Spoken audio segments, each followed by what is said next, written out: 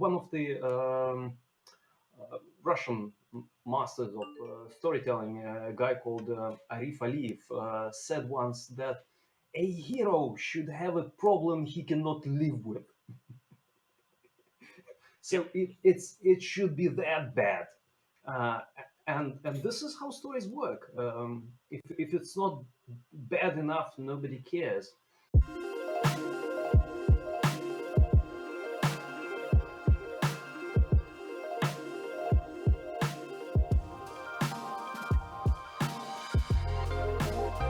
Hey there, and welcome to yet another episode of the World of Presentations podcast, brought to you by us at presentation agency 356 Labs. We not only develop and train people from some of the biggest brands in the world how to prepare and deliver what we call truly effective presentations, but we also host a very interesting conference, which turned out to be the largest presentation skills conference in the world, called Present to Succeed. I'm Boris, the founder of the company and your host for today's episode. And with me, I have yet another incredible guest from the industry who was part of Present to Succeed 2021 and delivered one of those sessions that truly made people think, all right? That session was called The Dangers of Storytelling. So who am I speaking with today? With me, I have Alexei Kapterev, who's not only a speaker, but someone who created a deck called Dead by PowerPoint. You may have heard about it because it became a little bit viral, probably, I would say, just a little bit viral, 17 million views and counting. That viral.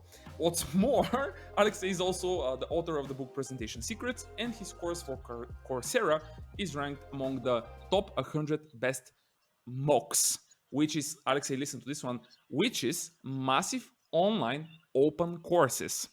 Last time we didn't know what exactly MOOC stands for. Now we know. Welcome to the podcast. How are things going? Yeah, thanks for having me. I'm great, thank you. So now we know what MOOCs mean, Yeah, now now it's let's better. The last turn time on it was a the mess. power way. During the conference, we were like, what is a MOOC?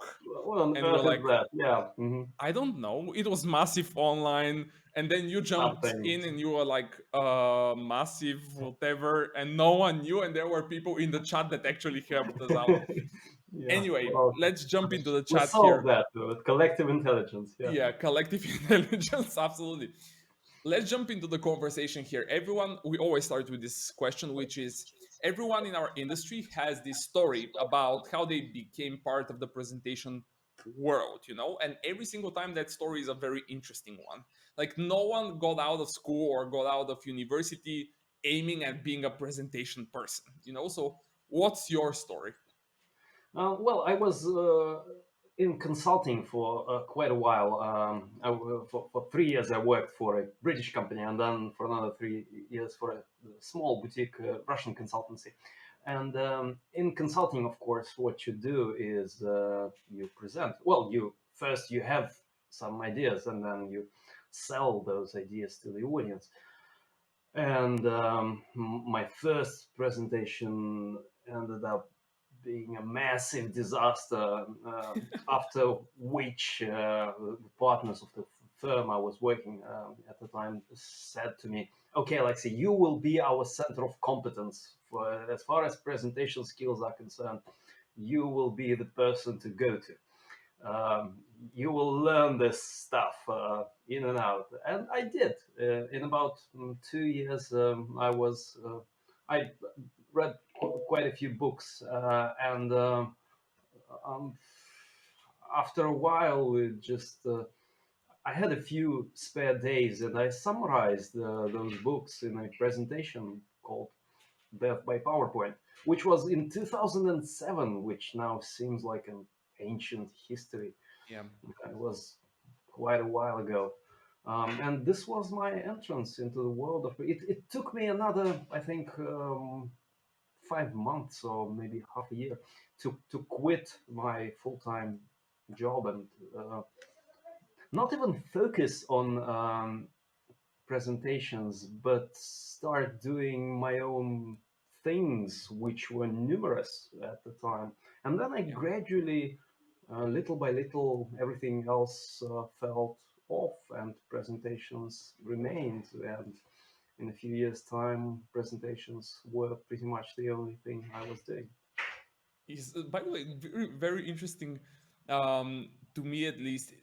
For everyone but that's listening or watching this, if you haven't seen the Dead by PowerPoint deck that's on SlideShare, you have to Google that stuff. All right. Question here: did you design that one? Yeah, I did. Yeah. All right, that's nice. Wow. Well, I'm a shitty designer, but I mean, I was. I'm so much better at the moment, but it kind of worked. I look at it now, and blood comes from my eyes. I can't see it anymore. It's so horrible, but it worked, and Yeah. this is the thing that is the most amazing, Yeah, perhaps. you That you you never can know. definitely say that it worked. 17 or Mhm. more million views afterwards. You know you can say Yeah, it yeah, worked. yeah, yeah. Yeah. Anyway, today we want to talk about storytelling because that session that you delivered at the conference was very, very interesting one. In a track where everyone talks about the power of storytelling, you went the opposite route and said, wait a minute, calm down, like relax. There are some gotchas with storytelling. Before we go in there, one last on the dead by PowerPoint, because that phrase became synonymous. Like everyone is using it more or less in the industry. Like it became that popular. Like what made you even create that deck? Like what happened that you are like, I cannot breathe anymore. I will create this for everyone to see. Like what happened there? Well, for one thing, I didn't invent the phrase. It was coined well before me, several years before me, in fact, by some journalists. So I think, well, I think it came to me as well, kind of independently, and then I Googled it and found that I was not the original creator, Oh, right. if you will. But then I went on and used it anyways because it was such a great metaphor of what was happening at the time, what I was seeing around myself at the time. People were killing each other with bullets, Yeah. essentially bulleted lists. Mm, Tons of text on the slide, no structure, and people were turning their backs to the audience and reading the slides aloud. Mm, there's just no other way you can call that. This was death by PowerPoint. So Yeah. By the way, there. was it in that deck And, where and then the there was just a massive amount of pain in me, and inside of you? yeah, and that pain wanted to uh, get out, and it did. And I cannot repeat the success. I don't have that much pain anymore about anything. In fact, Maybe by the way, this that was my topic about, shot at yeah, maybe the eternity. topic for storytelling and the set and all of the things that you mentioned at the conference, I don't think that they're that big of a pain as with the PowerPoint stuff, but still there is a little bit of pain in there. I can feel it. At least during the conference, you are like very, very, how can I say, you very much had your very personal opinion about that stuff, and you were very honest with everyone to say, hey, like be careful here, like everything that storytelling is not always positive. You cannot consider that everything is positive. Yeah, of Jump course. into that one, by the way. Mhm.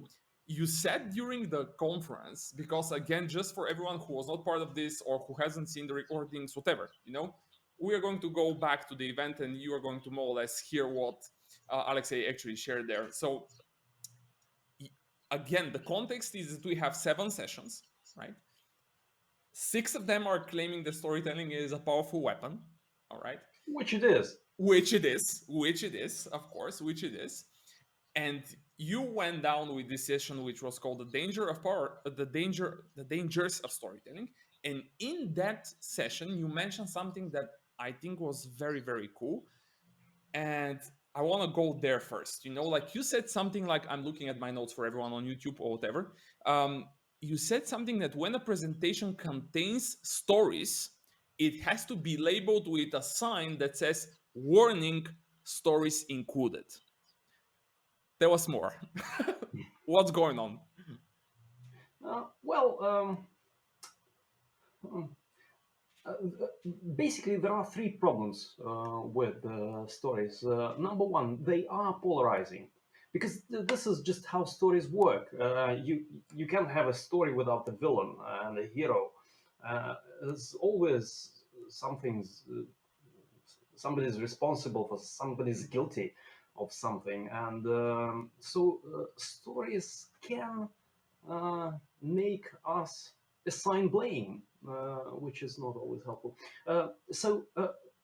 There's stories are about black and white basically, trying to sort the world into the goodies and the baddies, and this is not always how the world works. Well, sometimes this is exactly how the world works. If we are, I don't know, talking about the World War II, this was pretty much how things unfolded. But a lot of things in the world are not so clear cut. They are not that black and white, and stories make people think that they are. And this, I believe, is one of the sort of cognitive biases that psychotherapy tries to alleviate, because depressed people tend to think in those black and white terms. It's either or. It's uh, catastrophizing, and if you don't do this, you're doomed. And this is how stories work. One of the Russian masters of storytelling, a guy called Arif Aliyev, said once that a hero should have a problem he cannot live with. Yeah, So it should be that bad, uh, and this is how stories work. If it's not bad enough, nobody cares. So uh, we we make it bigger than it actually is. To yeah, We create more contrast. So problem number one. Problem number two, that which is more or less the same problem, that it's oversimplification. Most of the time, it's oversimplifying things. Again, the world is complex and multifaceted, and sometimes there are numerous causes of the event, and the stories just can't handle this complexity. There should be one clear cause. Why did this happen? This is why. Uh, we know who the culprit is. Uh, Polarizing, simplifying, and finally they produce motivation, which is a good thing. yeah, If supposedly people lack motivation, you need to sort of infuse some motivation in them. This is good, but then if you have stupid and polarized people and you tell them a story, does it do any good? Question remains. And sometimes it kind of does, but sometimes things might go astray. So yeah, basically 3 points. yeah. And all of those are obviously here to tell us that, hey, stories are indeed powerful, right? But that's not the end of it, you know. And sometimes you gave an example with a TED talk that became quite popular back, like what was it, 5 or maybe more years ago, you know, like it was It probably was older. in 2012, I believe. All right. Ooh, that wow, that is nine Yeah, years ago yeah. or 10 Hmm. almost. Yeah, which was more or less utilizing the power of stories, and then Hmm. it turned And out that then yeah. Hmm. that was not exactly the case. You know, like what they Hmm. claimed to be true turned out to not be exactly true, but the whole world was like, what? At first, you know, like that Hmm. was what happened, and then you said, hey, that's why you need to be careful when you're Yeah, using yeah, those and things. there's this law, I believe. Well, it's an empirical observation that the original research papers claiming fantabulous effects are cited much more than later rebuttal papers, which say that no, wait a second, it's not that big after all. It's much harder to refute BS than to create it with stories, and we should be wary of that. Yeah. So what are the, like, if we have to go back to the world of business, because our audience at the event were people from the business world. By the way, it's a very interesting, if you because now, like, back when we were organizing all of that, as you can imagine, every sponsor that we reached out to was like more or less telling us who are the people that are coming, who is the audience, who is the audience, who is the audience. And I was completely honest with everybody, and I was like, I don't know, like, it's a first year event, how can I know who is Yeah. going to come? I can tell you who are the people that are seeing the creatives, who are the Mm. people that we are spending marketing budgets against, and all of that stuff. But Yeah. Yeah. exactly who the people are, from which countries, all of that demographics is, I don't know. So at the end, it turned out that we had exactly the people that we wanted, and the largest percentage of people were actually IT people with Mm. 13%. That Mm-hmm. was the largest group that we had. Oh, Then we okay. had the PR, the HR, all of the marketing roles, etc. Now, the people that are listening to this one are the same people, in Okay. terms of roles. This is not presentation experts, presentation people, or the agencies, etc., throughout or across the world. They are, some of our colleagues are listening in the same way as probably you are listening their podcast, we are listening theirs, of course. But this is all about the people in the world of business. So let's be a little bit more practical here, if we or at least I try to be a little bit more practical here, because I'll be kind of curious to see or to hear, if I'm the business person, right? If I'm the business person, how do I decide, let's say, whether or not to include a story or not? Right? I Mm-hmm. have it. I Mm-hmm. have it. I think it will support my goal in front of that group of people that's in front of me. But where can we talk a little bit about where is the balance? Like, how do I decide whether or not I go with the story, or Mm-hmm. whether I not I go with the research, or should I go with both? Like, how do we approach this? What's your take on this? Mm-hmm. Mm-hmm. Yeah. Well, I think we need to understand the product we're selling, and if it's a complex product and we're making a short intro into the product, then stories might work in the first sort of part of the sales funnel to attract the initial attention. Mm. Um, I think it might later backfire when people will find out that, oh, it's not that simple. So mm, I think you can start with, there's an option to begin with really complex stuff.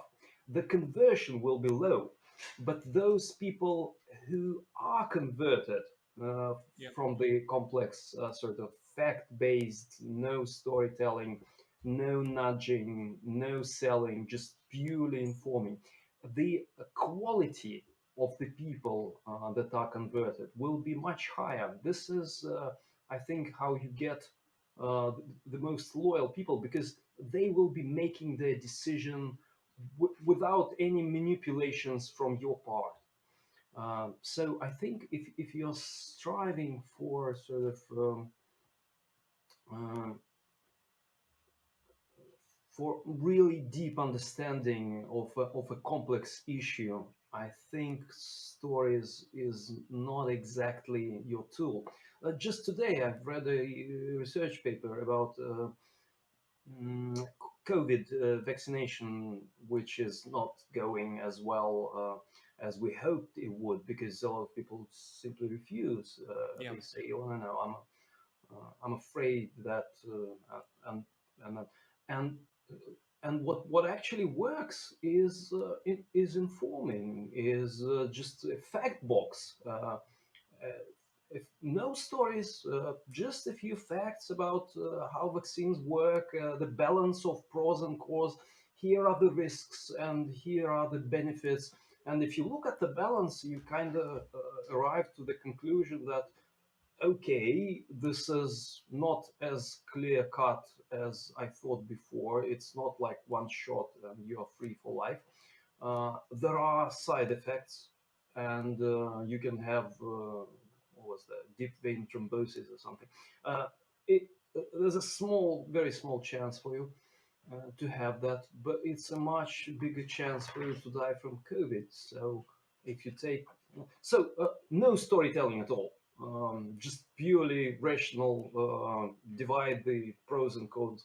Um, so I think if you're selling something as complex as a vaccine, and vaccines are immensely complex, you might want to go with facts, with statistics.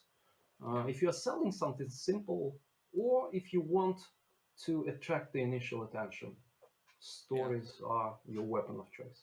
That one is a very interesting way of putting it. I would say, like, the, if you're in the initial phases of the sales process to attract attention, that sounds like something that I think that, because you probably know it very well because you train a lot of organizations.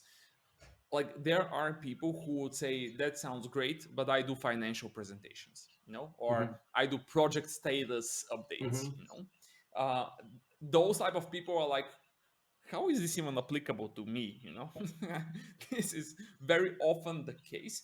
Can we say that, obviously, for the salespeople, I completely agree. Now that I'm thinking about it, I completely agree that probably to capture their attention and then go with a little bit more detail, the facts and all of that stuff, like, as the level of complexity rises, then you go with the facts and the data and all of that stuff, not continue with more stories, more stories, more stories, because it's not painting, obviously, every single time the complete Hmm. picture, maybe.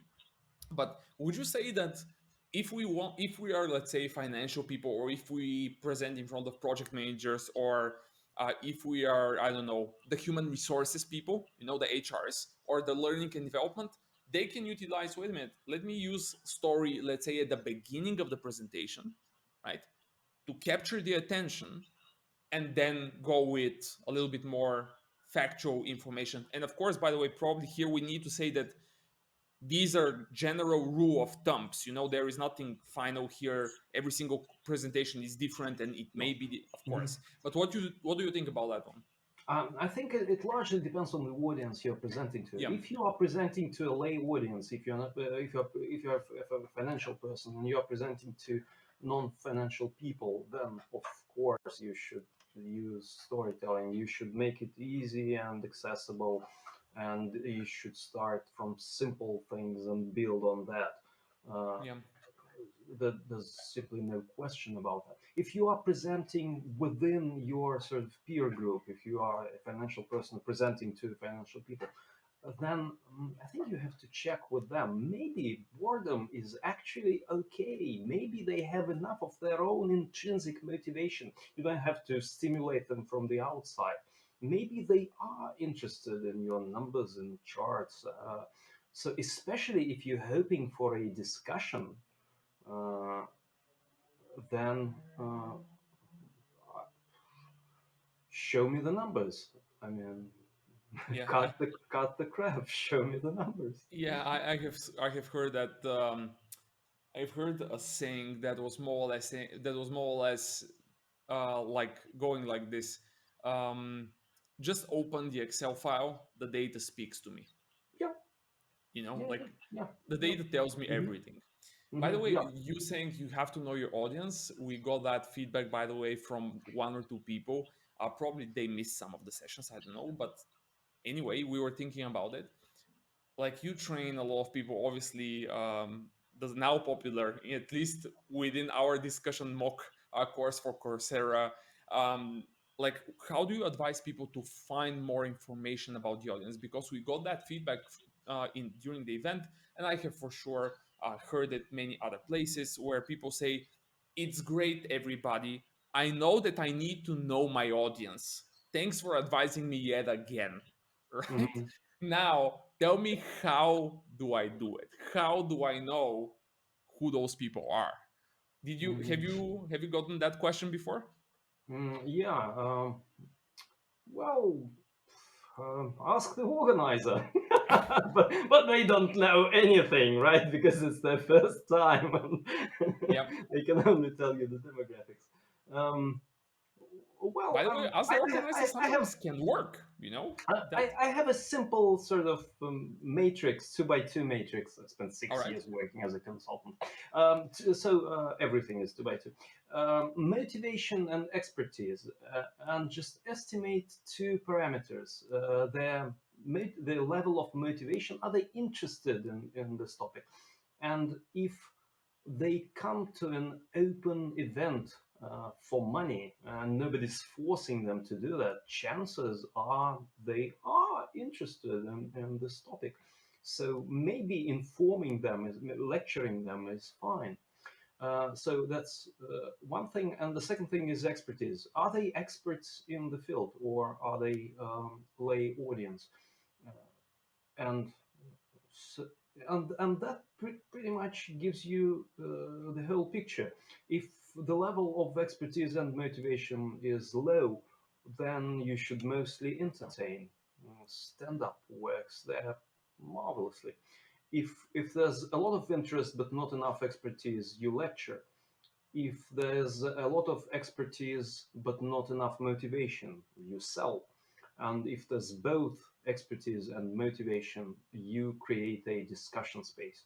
You don't tell stories, you facilitate a conversation.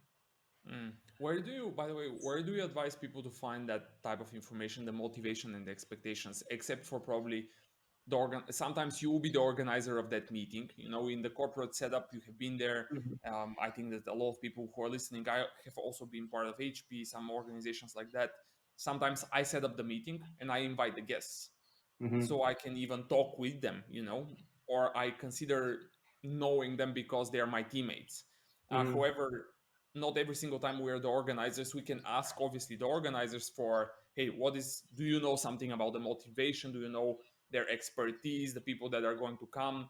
Any other place where they can find more information, or any other, I don't know, channel which you advise people to approach? I think with expertise, it's most of the time it's relatively obvious. I mean, if it's a specialized conference in a very narrow field, chances are people are expert. Um, but with motivation, it's not that clear cut. Hmm.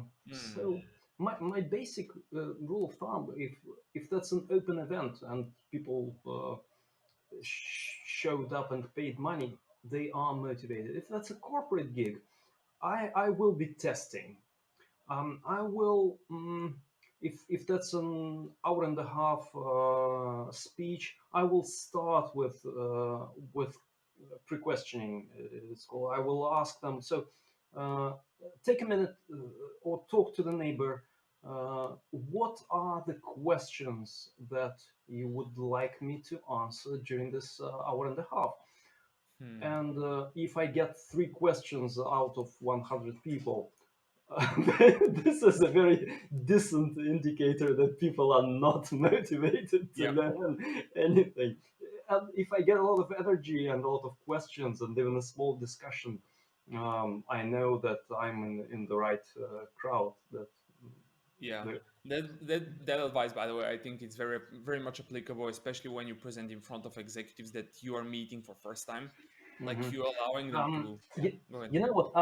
I was once helping to design a presentation for members of law enforcement community, All right, and that's a very interesting community, I would say. yeah, we didn't quite know how to approach this. And the thing that really helped us, actually opened our eyes. We went into a search engine and typed in members of law enforcement Yeah, community, enter, and then just looked at the photographs. yeah, Just look at the facial expressions of people. These will be the people sitting in the audience. What stories are you gonna tell them? yeah. And this was immensely helpful. So you might as well try that. Yeah, by the way, I would say that we also had quite some experiences with our customers where the presentation, because I think that you would agree here that not every single presentation that we deliver has to affect everybody. Sometimes there are a few people that are a little bit more important to us.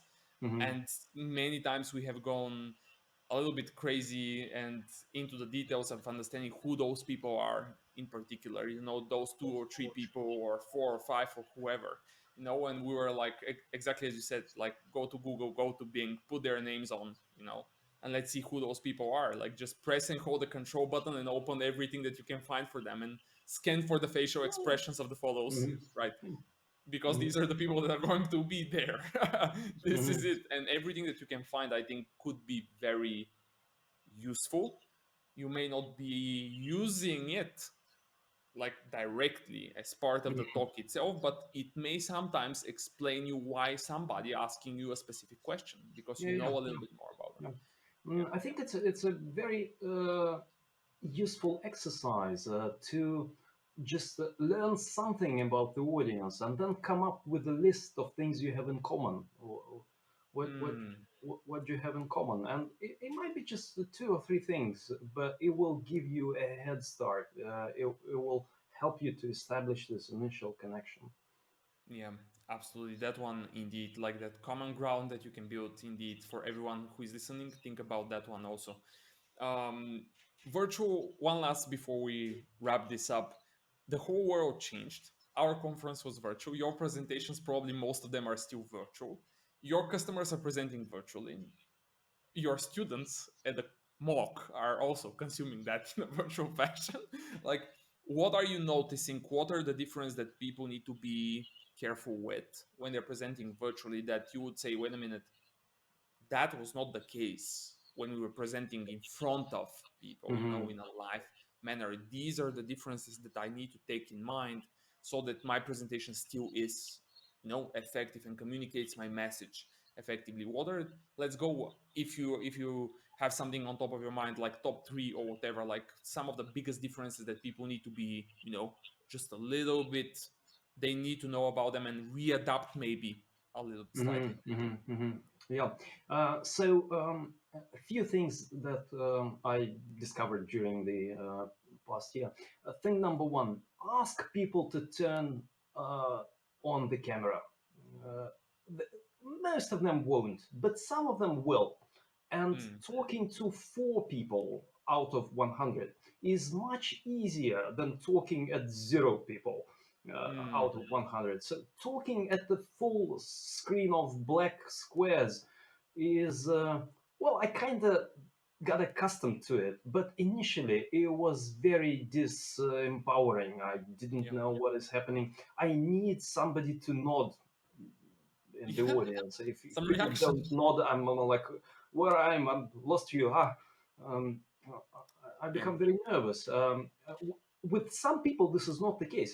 I have a buddy who is a professional TV presenter, and he just doesn't care. He is accustomed to working with this Yeah. with the camera lens, and he's like, why on earth do I need anybody? But I'm not like this. I'm the live audience kind of guy. So if you are like me, if you are transitioning from the real world to the virtual world, ask people it works. A lot of them do. Thing number one. Thing number two, get yourself a microphone. It makes a lot of difference. Seriously, the sound quality is important. A lot of things are recorded now, so uh, there, microphones work. It's not all that expensive, and the difference in quality is dramatic. Yep. So maybe even a camera, but microphone is absolutely crucial. Thing number three. Uh, Use the chat box. Chat box is immensely helpful. If you need to show of hands, there's no way with most of the people having their cameras turned off. But with the chat box, it's very easy. Just type in one if you agree, type in zero if you disagree. Go. And in 30 seconds, you poll the audience. You understand what the vibe is. Um, I if there's a small group, there's a group like 20 people maybe, and I have a lot of time with them. In the beginning, I make a round of tell me in 2 words how you feel. It's really quickly, bum bum bum bum bum, and I get a certain understanding of the audience. And if there's a lot of people in the audience, I ask them to use the chat box. Type in 2 words about how you feel, and in the beginning as well as in the end, and I can see the sometimes the difference. I can see the emotion. I get the feedback. I get the applause, if you will. You don't get real applause, of course, but those 2 words are kind of applause. If people say I'm great, that's applause. And that's important. I think I've invested emotional energy into this. I need to get some emotional feedback. Yeah, of course. Do I'm, you end up I'm engaging with the human. people that are replying back with how they feel? Like when you see their reactions, do you end up Mhm. using a few more seconds, like 30 seconds more or something, to engage with someone that made a very interesting comment? Sometimes, yeah, Yeah, I sometimes. can imagine. Hmm. Yeah, that's nice. By the way, the advice for the microphone is, I would say also, like this needs to be repeated. You know, microphones make a big Actually, it difference. took me half a year to figure this out. I initially I was like, whatever, like camera, never mind, Who microphone. cares? But then one friend of mine got himself the whole set, and I was like, wow, this is the difference. This is not the same. I was like, what are you using? Yeah, And he yeah. was like, By the way, he got we a small, lavalier microphone. I the was like, lavalier. yeah. Yeah, but there are people, by the way. When we were talking also on about virtual, we recently had a conversation with one of our customers where uh, it was the CEO actually of the company was part of the part of the podcast. No, he was part of the training. So he was like very hard to be convinced that a mic is needed, you know. Mhm. And I was using this mic here that I probably can. Yeah, it's an Oh, this is 8 kg nice. mic. The cool part Hmm. of mics, by the way, they never get old, right? You invest in a mic once and it just works. Like the technologies inside of the mics don't change that often, That which much, is yeah. Hmm. super cool. And so that guy was like, I don't see why I would invest in a microphone or whatever. And I was like, okay, let me now show you the difference between, because that contrast will prove my point very easily. Hmm.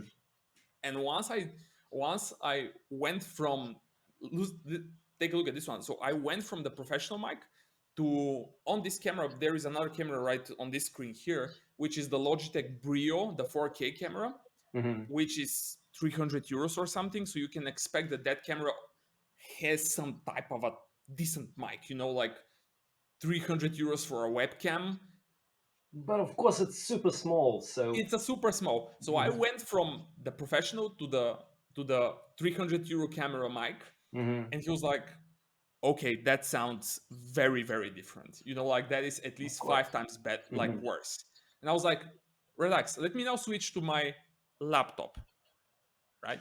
So I went from the Brio to the Hmm. laptop and the mic Hmm. of the laptop, and it was obviously for them. I asked them, so how do you feel now? This is the laptop sound. He was like, Hmm. okay, that is at least 10 times as worse.